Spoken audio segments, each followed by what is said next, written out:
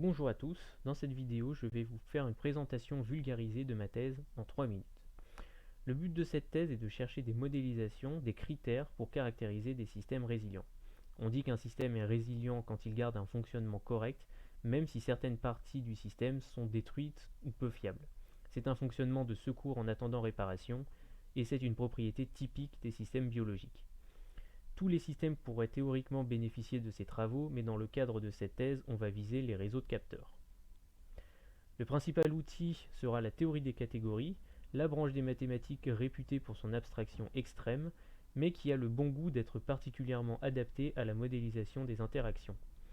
Ici, ce sont les interactions entre systèmes biologiques qui nous intéressent, et pour cela, nous allons suivre les travaux d'André Ehresmann et Jean-Paul Van Bremersch, dans lesquels, sans entrer dans le détail, une catégorie représente un système biologique. Une propriété commune à tous les systèmes biologiques résilients est la propriété de dégénératie, qui est intraduisible dans ce contexte. C'est la propriété d'avoir différents sous-systèmes qui peuvent effectuer la même fonction, de sorte que si l'un d'eux est défectueux, on a toujours un autre pour prendre la relève, d'où une résilience. Il s'avère que la dégénératie a une traduction en théorie des catégories sous la forme du principe de multiplicité. Et le principe de multiplicité, tel que décrit par André Ehresmann et Jean-Paul Van Bremersch, requiert la notion clé de cluster. Dans la littérature catégorique, les clusters sont définis dans un cas restreint et les quelques extensions existantes ne coïncident pas entre elles. Il a donc fallu faire une étude poussée de la notion afin de donner une vraie extension au cas général, un algorithme de construction ainsi que des critères d'existence et d'autres caractérisations trouvées dans la foulée, notamment quelques-unes qui seront particulièrement utiles pour la théorie. On a déjà une application du principe de multiplicité dans le cadre de tests statistiques, que l'on peut voir comme des capteurs.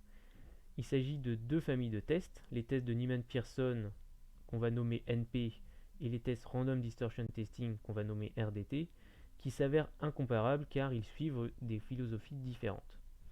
Le test NP est connu pour être optimal mais très sensible aux interférences, alors que le test RDT est sous-optimal mais conçu pour résister aux interférences. Il en résulte un principe de multiplicité dans la catégorie des tests statistiques, ce que l'on peut interpréter comme suit. Dans un système avec à la fois des tests RDT et des tests NP, si les tests NP sont défectueux, alors on peut garder une détection convenable en réaffectant les tests RDT pour remplacer les tests NP.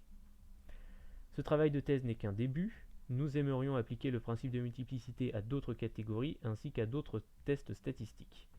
Cela nous conduirait notamment à une modélisation très poussée de systèmes biologiques, et les applications industrielles sont aussi très importantes car nous pourrions d'ores et déjà faire des diagnostics de systèmes, c'est-à-dire voir lesquels sont résilients, et le but à plus long terme sera bien sûr de concevoir des systèmes résilients grâce à notre framework. Je vous remercie de votre attention.